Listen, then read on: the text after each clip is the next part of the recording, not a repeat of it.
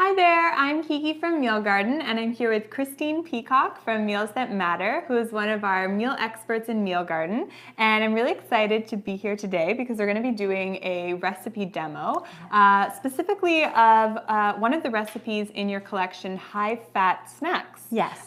So I noticed that collection in Meal Garden. Can you talk a little bit about it? Yeah, sure. So I personally had to I had to cut out grains and fruits out of my diet. And when it comes to snacks, you know, what's easier than grabbing a piece of fruit?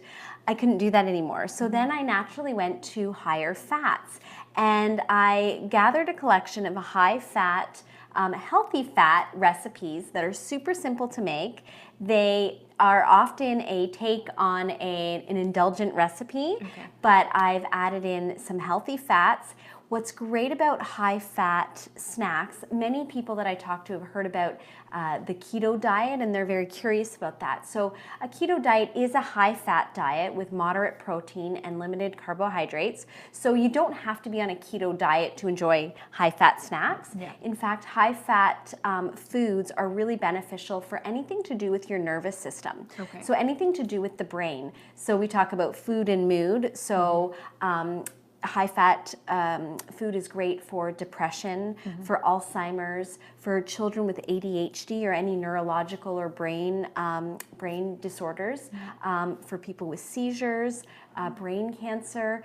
And then it's just high-fat diet is just great for satiating your hunger. So you don't get hangry. Exactly. I am totally guilty of getting hangry. And you know what? They are just great foods to fuel your body. I really like them. I've been looking at them for between breakfast and lunch because that's often a stretch. Yes. And so they're a good way to satiate you between those two meals. Exactly. So this is a recipe that I really enjoy. It's called an avocado chocolate pudding. Yum. And avocados are a high-fat fruit, and they are very rich and decadent. So even though it's a fruit, you can still have it on the keto diet? You can. It's not, yes, because it's considered a fat. Okay, so perfect. I'm going to double this recipe.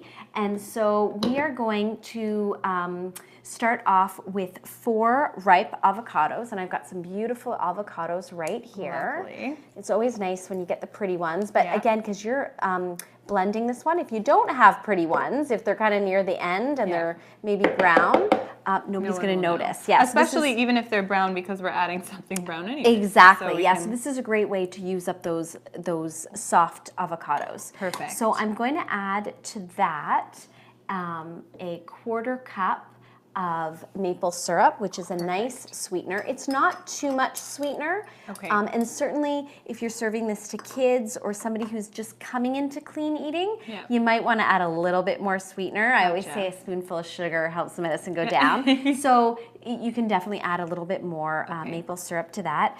Just a pinch or 2 of sea salt, because that will help to bring out the cacao. And so here is cacao, and cacao powder, much like cocoa powder, is this is just a less processed variety of cocoa. So you want to go for cacao powder as opposed to cocoa. It's naturally fermented, so anything fermented is great for your gut health. Oh, I didn't know that it was naturally fermented, because sometimes it says fermented cacao, and I always try to opt for that one, but that's good to know that as long as you're buying the raw cacao. Yes, all cacao is fermented. Interesting. There you go. So we can have our chocolate. So that is it. Simple. It's, you know, basically 3 ingredients. Pop it into a food processor or a high-speed blender. And let's see how this goes. If it's not smooth enough, you can always add a little bit of almond milk or a little bit water to just, depending on how thick you'd like your pudding. So let's go. Okay.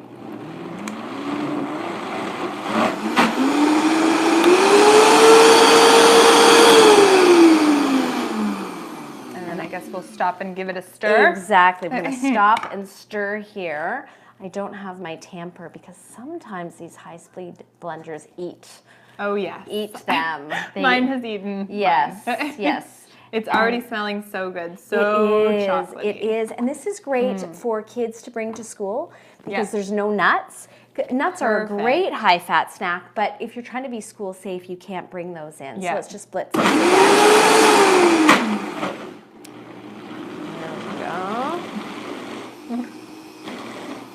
It'll taste better when you have to put a little bit of work into it. It will. And do you prefer to have this cold, warm, room temperature? Yeah, you know what? You can have it. I usually keep it in the refrigerator. Okay.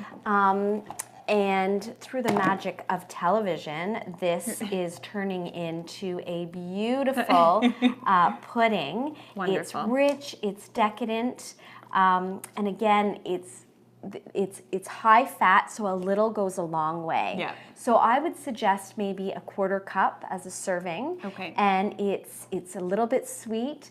It's going to be super satiating. Yeah. And you know what? There are a lot of people that I've tricked with this recipe who don't like avocados or who don't know that it's not real pudding. So I would definitely recommend trying this one out, as well as some of the other recipes in the high-fat diet collection. And you can check out all those recipes in Meal Garden, in Kristine Peacock's Meal Expert platform. Thank you so much, Kristine. I'm so excited to eventually try it. Yeah, dig in. Thank you.